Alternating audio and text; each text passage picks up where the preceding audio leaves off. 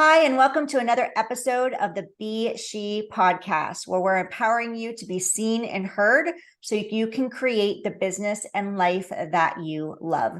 And today I am being joined by a very special guest. Her name is Dina Lobo, and I'm going to introduce her to you real quick before we say hi, and then we're going to dive into all the things today. So Dina Lobo is an emotional mastery influential mentor, global transformational expert, certified trauma specialist, corporate consultant who helps individuals and businesses navigate their way to healthier, more productive work environments. She is also the founder and CEO of Transformational Spark Coaching, a company dedicated to revolutionizing workspace culture through prioritizing mental and emotional wellness.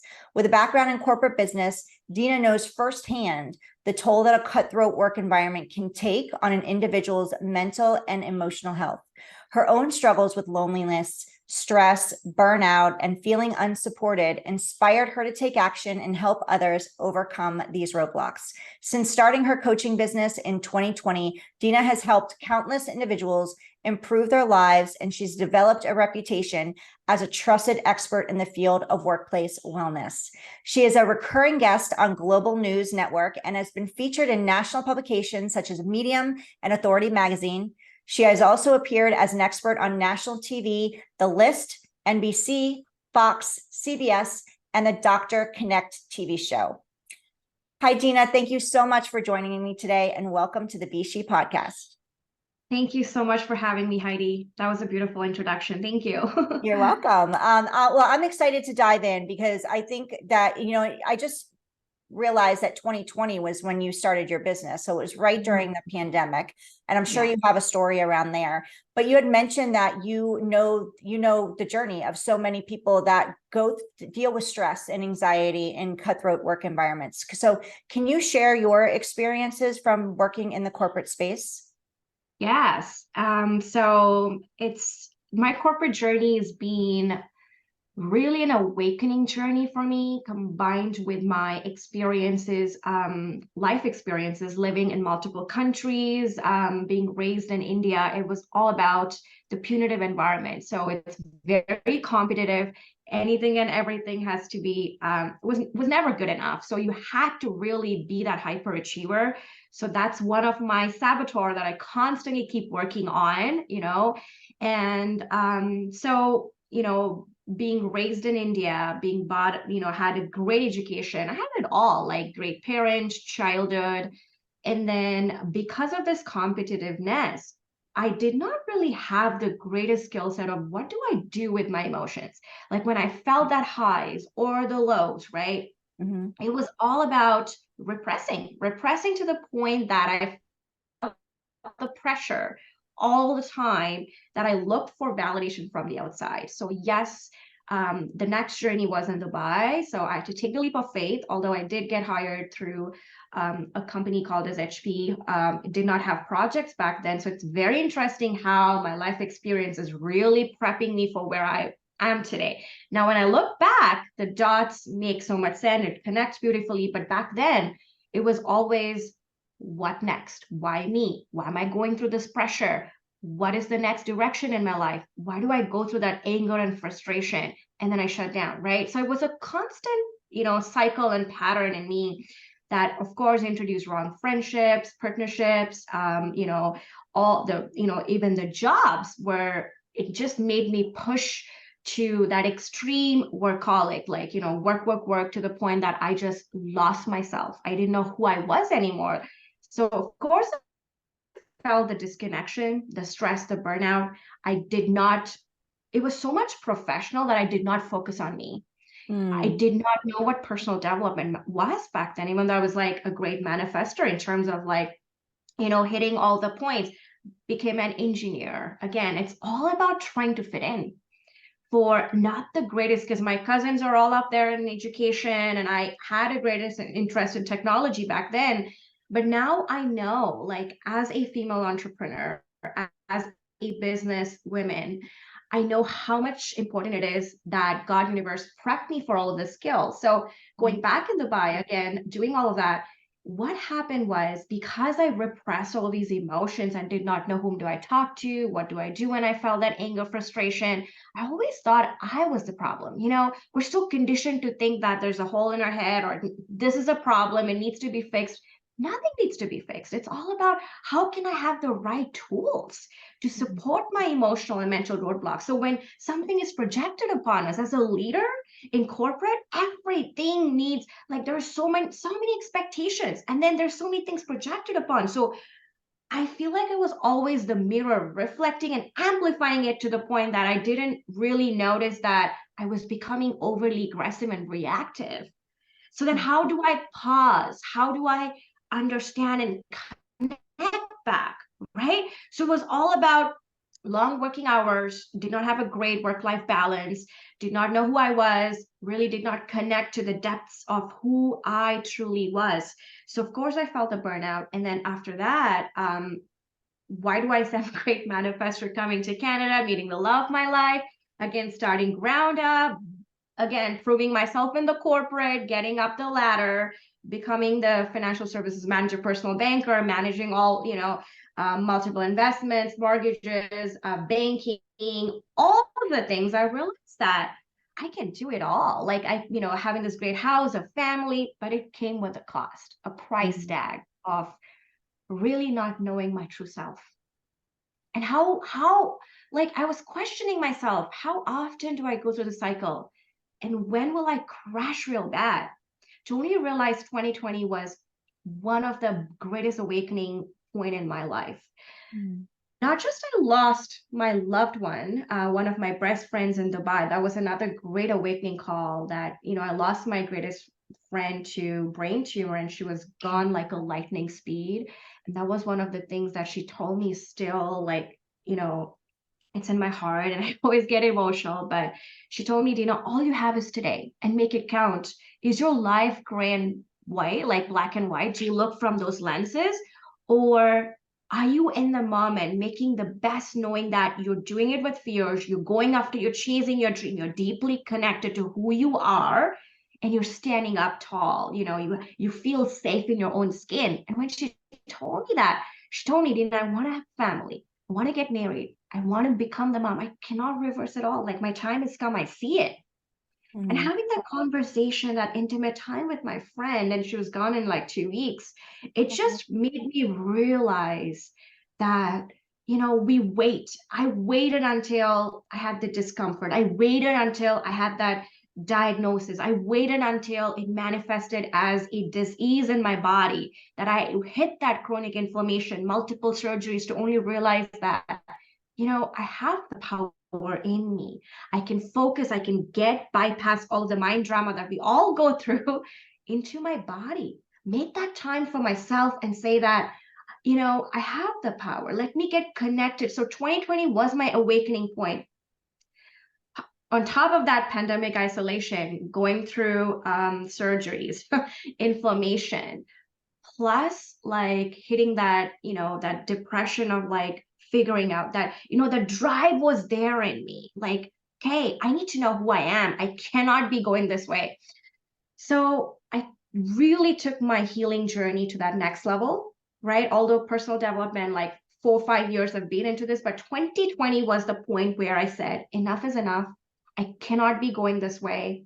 My tipping point was when it bleeded onto my loved ones. I couldn't be myself. Like, it was so reactive to the point that I was hurting myself, loved ones. And I thought, no, I cannot be moving this way. I have to be taking charge of, taking responsibility of who I want to become.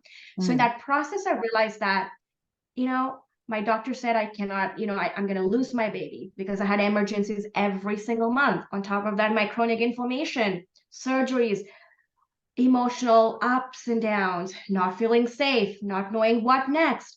I said, no, I cannot operate this way. I cannot be going this way. So when I connected to my power, my divinity, I cannot even explain in words, but I reversed my chronic inflammation, no surgeries. It took me one try to become a mom. I'm a mom now.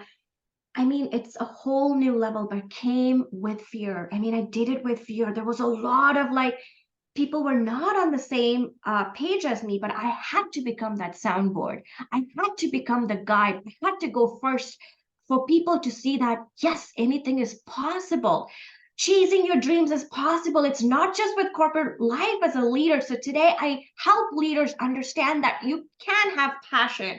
You cannot not just operate as a computer. You're not a machine to just keep going this way and be repressive in your life, to only understand that you're in your 50s and 60s. Age is just a number, yes, but I've not done any single thing for 5 decades of my life.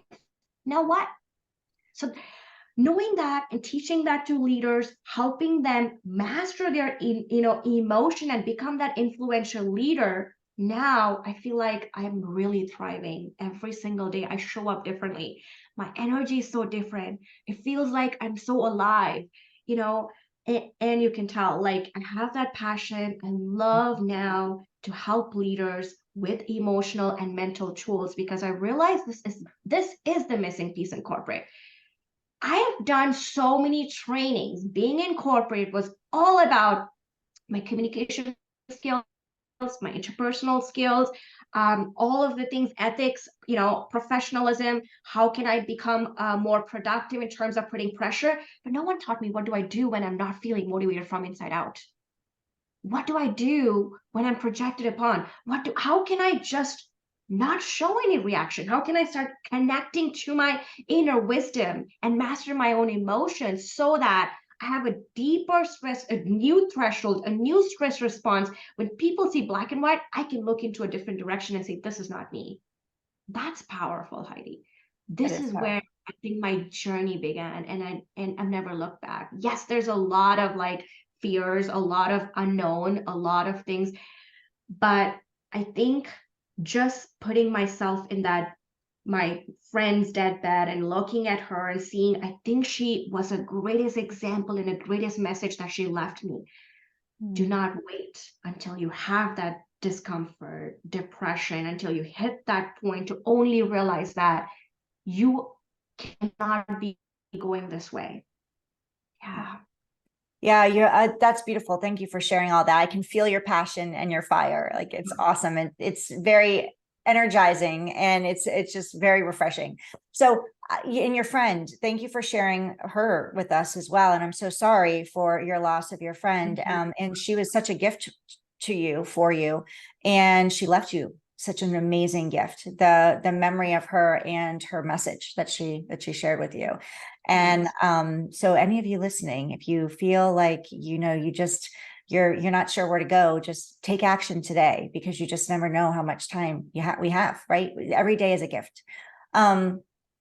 So you talked about fear. You talked about a lot right there that I want to unpack, but you talked into fear. So our audience is female entrepreneurs, and I talk a lot about work-life balance, which I want to talk to you about that as well, because my whole, when I first started my journey, we got the sun coming in at this moment. Yeah. That's You're watching us awesome. on YouTube, you just saw the sun just come right across me. So you can't see me very well right now, but it's okay. So the work-life balance, I talk a lot into really creating that it's because women, we're juggling a lot of hats. Like you mentioned it, you're a mom, you're a wife, you're now a business owner, and you worked in the stressful corporate life, but you talked into fear, which I want to talk into first. So for female entrepreneurs listening, and when the fear comes up, because as we're getting, up leveling, every time we get going, we hit a comfort zone, right? We hit our comfort zone, we're getting our stride. But we are always needing to step out of that comfort zone in order to hit the next level. So whether they're a beginner or they're moving into the next level and the fear is starting to show up for them, what tips would you, or suggestions would you have that you could share of how they can move through that?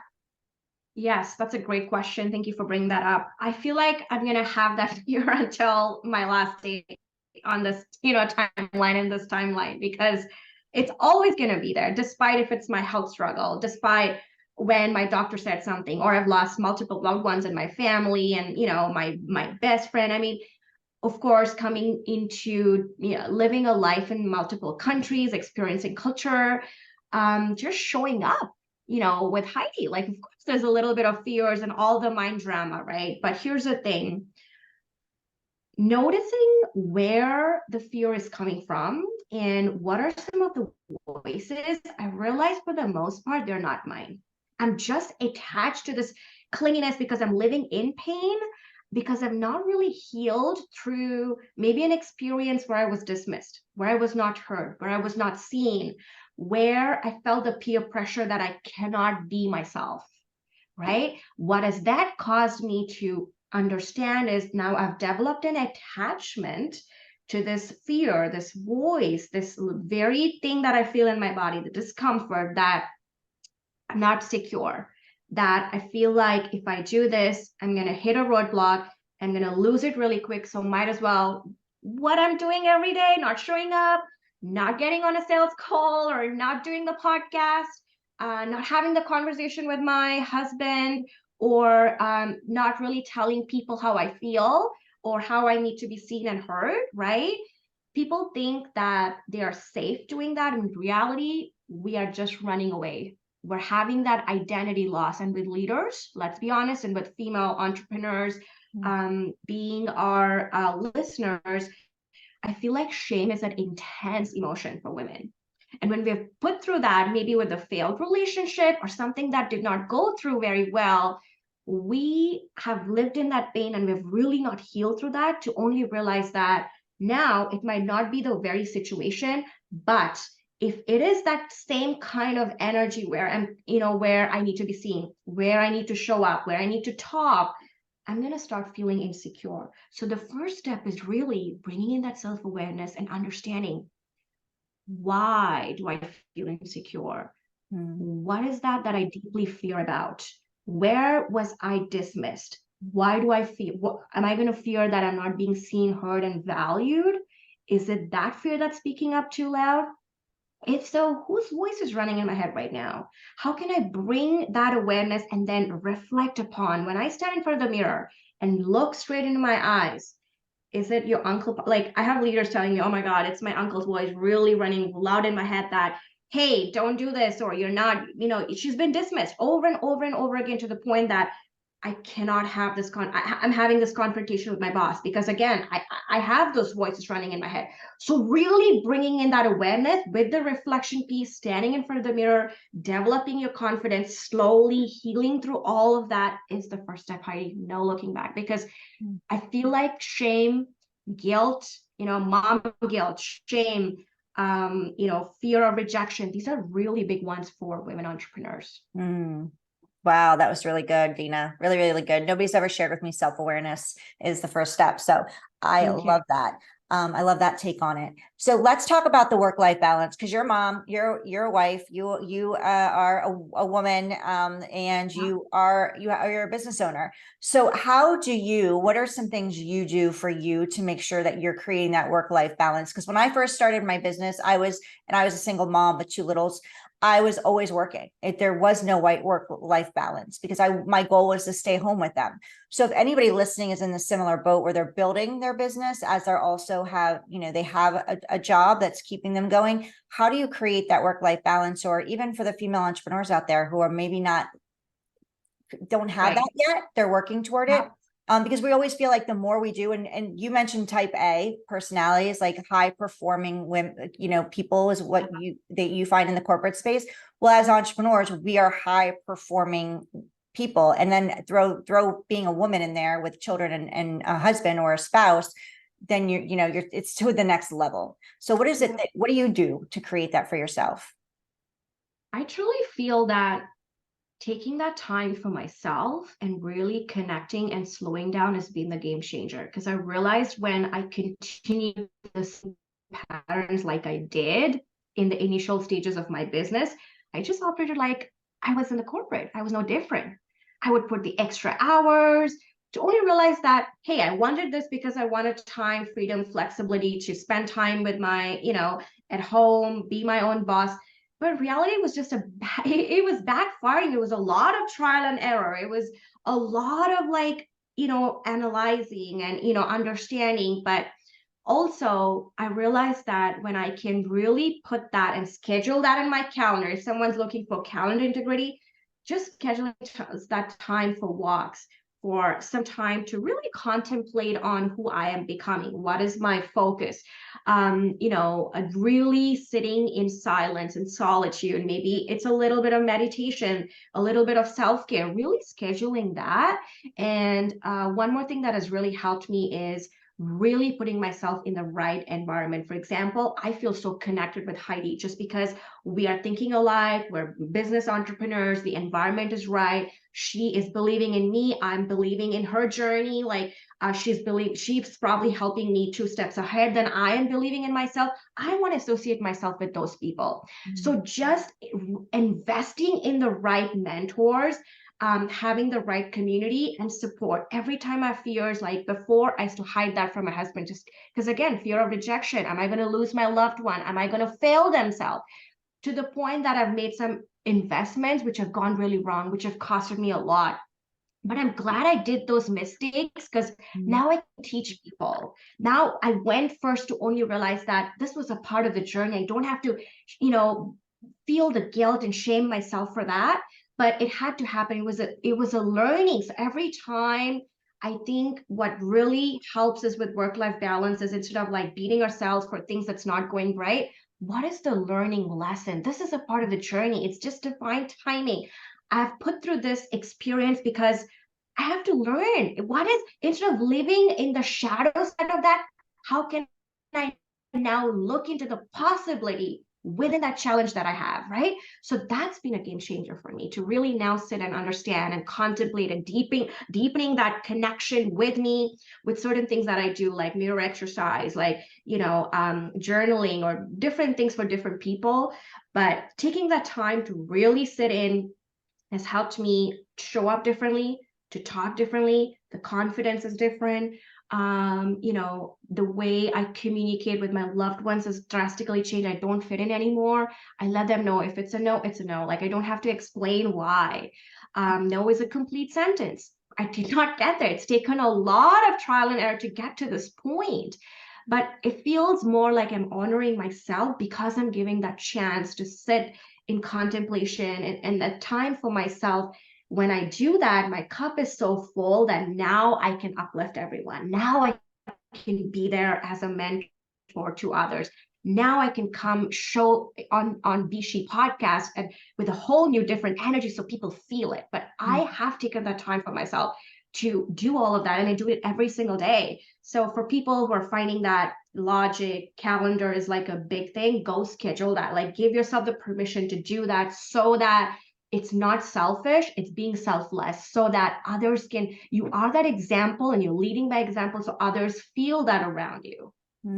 Yeah, that's so good. I love that you said schedule because I schedule everything. If it's not on my calendar, it's most likely not going to happen and get completed. So that includes self-care. Like put yourself as a priority because if you're not prioritizing yourself, we can't be there for our loved ones.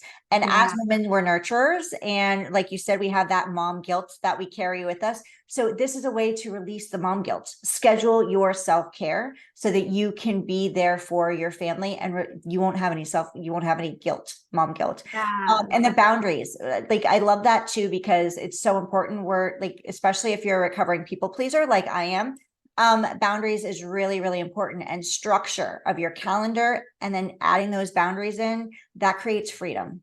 That creates freedom, and it expands time. It's amazing how you take time for you, more time shows up in your life because you're not exhausted and tired all the time.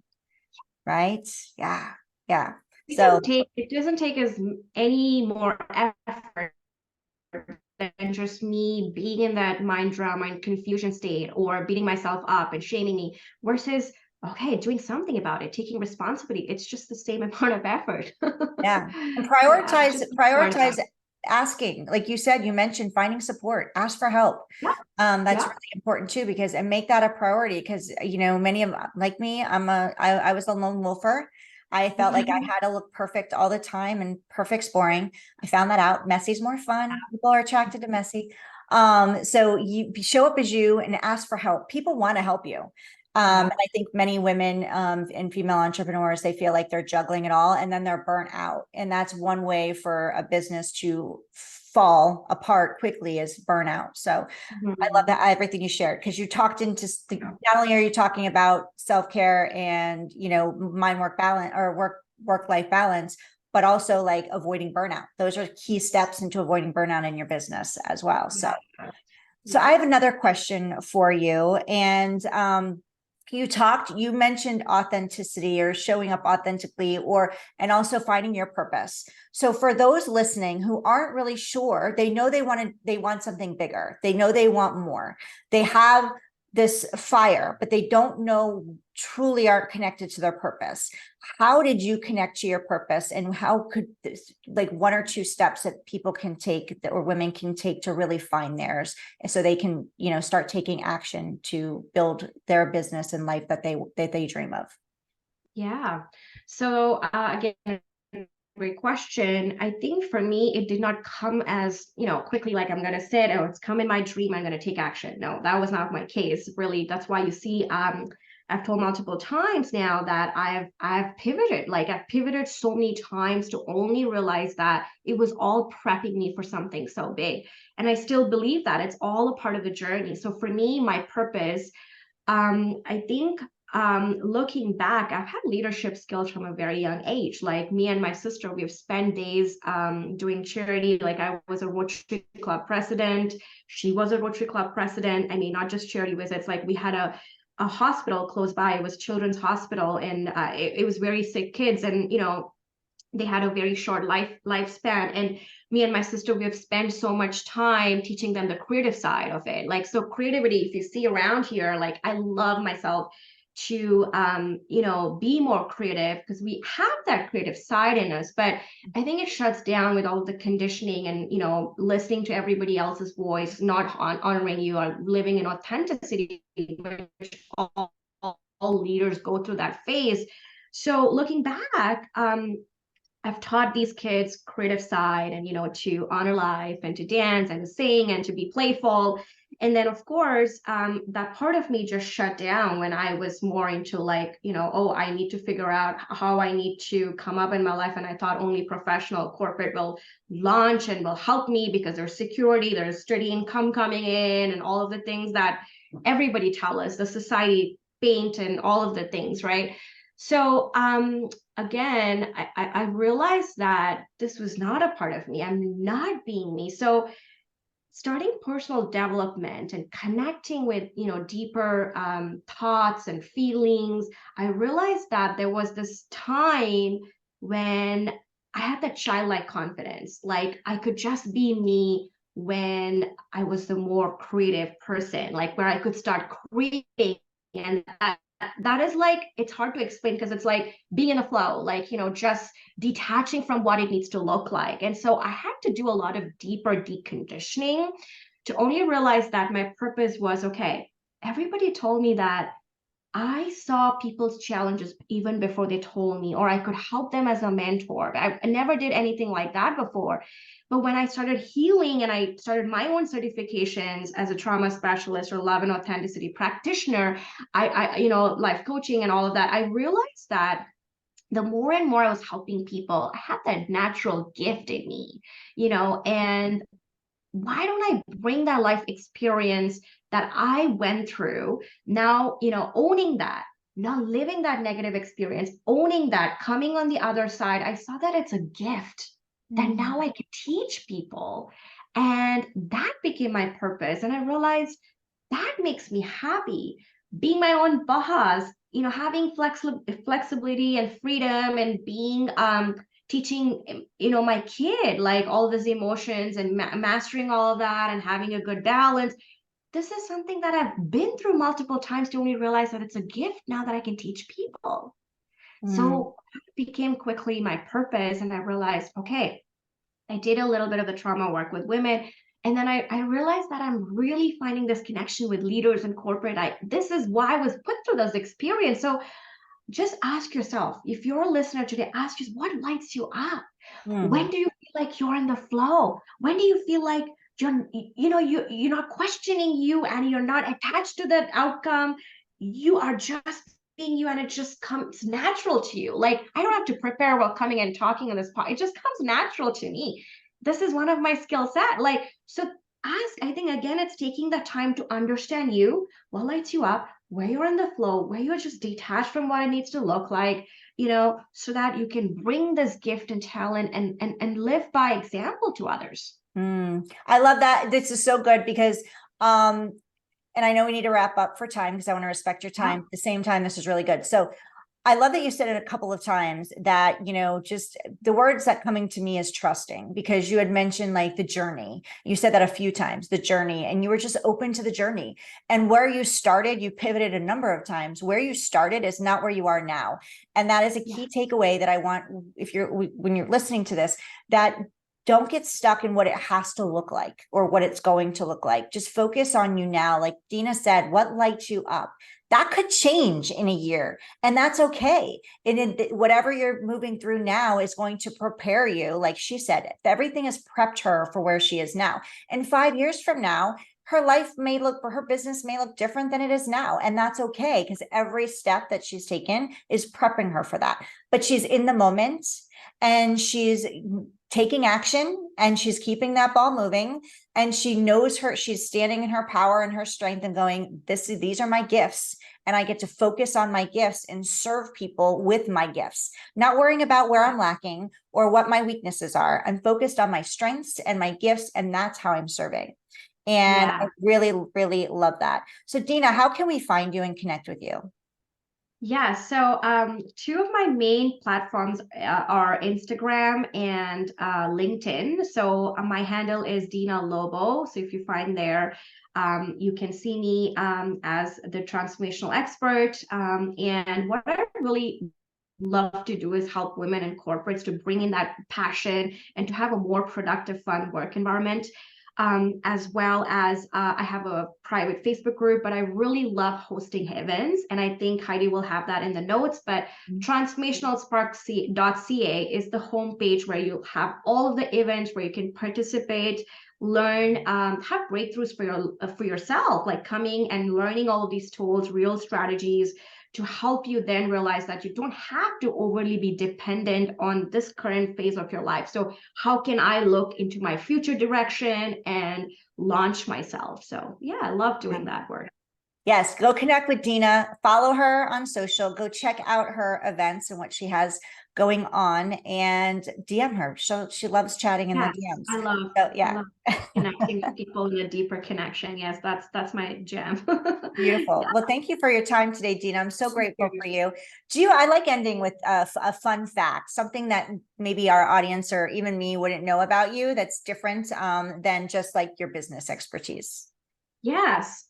So one of the songs that I and my sister danced for was a brown girl in the ring. The tra la la that song. And apparently my daughter loves that and she sings all the Boney M songs. She's just 3 years old. Wow. And one fun fact was like, this is so crazy. Recently we took her to a doctor's appointment. She entertained everyone singing the song and everybody had a great love. And it was like, oh my God, Oh, like the old Boney M song. I was like, yes. And I think it's just seeing me when I was little and just being childlike with her confidence. And, she loves holding the mic and pretending to be a singer. And yeah, so this is one that's of so the fun sweet. facts, spending time with my daughter and, having that bonding time and yeah, not really worrying, just being in the moment, I guess. I love cuddles. I love dancing and singing with my daughter.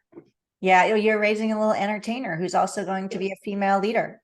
Yeah, I Amazing. love I it. love it. I love it. I love it. Well, thank you so much, Dina, today for joining me. I've really enjoyed our conversation, and I know there is so much more we could dive into. So I hope that you'll come back and talk with me again, and we can dive even further, because I do have so many more questions. We could talk for another 2 hours. So I I would love to know. have you back sometime soon. Thanks for having me, Heidi. It's been a pleasure being, interviewed by you. Thank you. Thank you. Thank you for joining us today for the S.H.E podcast. Make sure you go follow Dina and connect with her on social, and go check out her events and DM her, get in her inbox and chat with her. She's an amazing woman. And we will see you on the next episode of the S.H.E podcast. Go be seen, be heard, and empowered.